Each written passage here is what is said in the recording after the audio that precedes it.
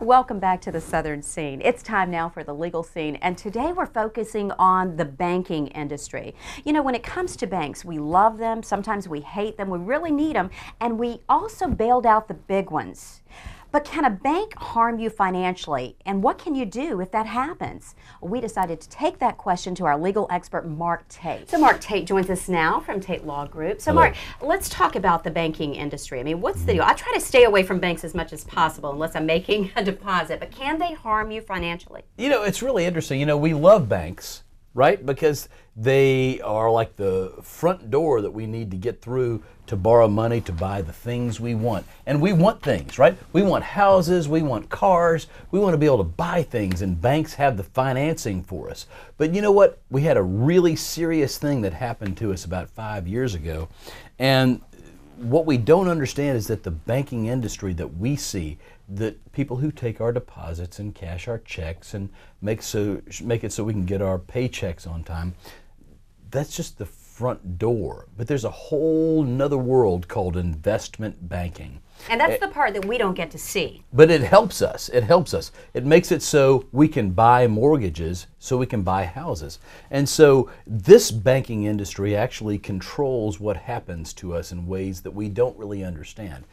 And so we see a lot of local business people, and I've talked to many of them, and they don't understand what happens to them. It's like, you know what? Hey, they come to us and they say, we've been borrowing money to build houses. We've been borrowing money to build, developments, shopping centers for years and years, and they cut us off. And that's what happens, and that's what happened in basically 2006 and 2007.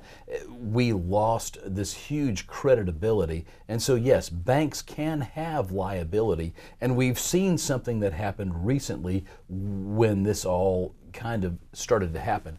A lot of First National Bank representatives and officers got indicted for trying to shuffle loan money. Seeing our local people attacked who are trying to keep a local bank open and alive by the federal government seems a little bit intrusive on us.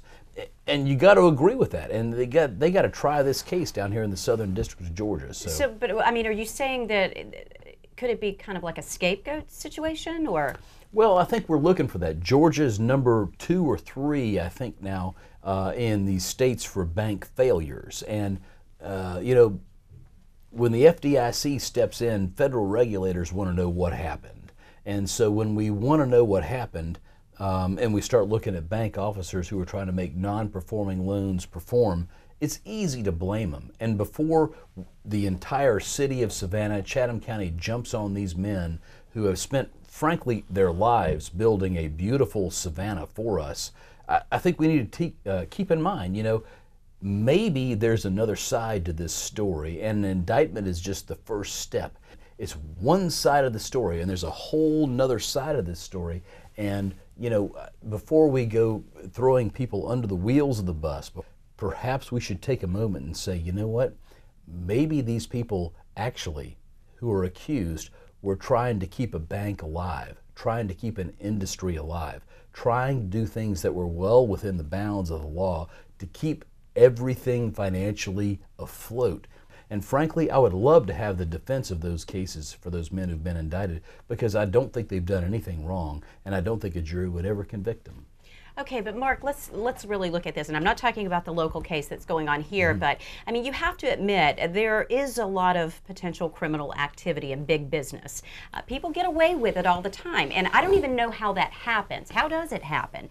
And how does that trickle down to the average customer of the bank? Well, in terms of criminal activity going on at a high level of financial institutions, it's not really true. I mean, banks are, they're run by people, and people are motivated by making money. But you're saying it's not really true, but people go down for that all the time. How can it not be true? It's a rare thing. It's a very rare thing when people actually go to prison for financial wrongdoing.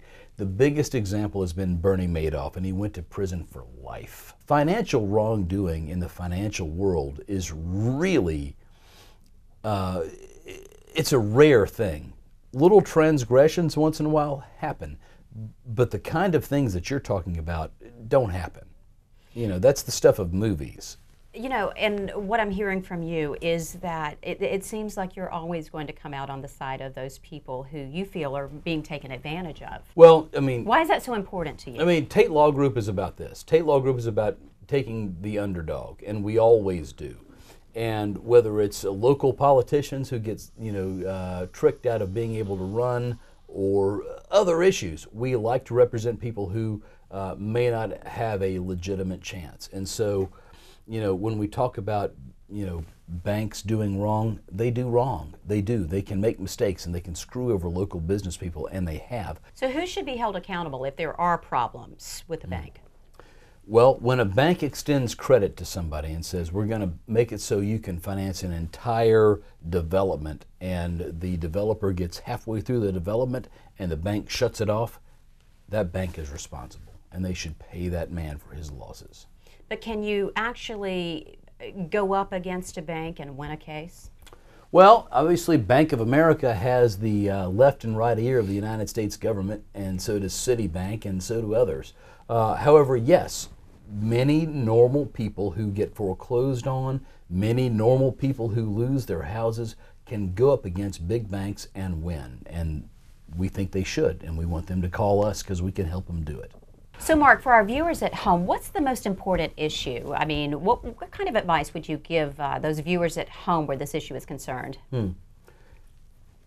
The relationship that most people have with their banks is you take some money in, you deposit it, and you get some money back out. But when you have a business and when you need credit to run your business, you need to watch your bank and make sure they treat you fairly. And if they're not treating you fairly and appropriately, especially in instances like when they're being taken over by the FDIC, you need to call a lawyer and make sure that you're okay. And they can always call Tate Law Group. They should call me. Thanks, Mark, for joining us. If you have questions for Mark on this particular issue or any other legal issue, all you have to do is send us a message. You can go to the phone number or website on the screen that you see there. You can go to our Facebook page. We'll find out all those answers for you. Don't go away. We'll be back with more of the Southern Scene right after this.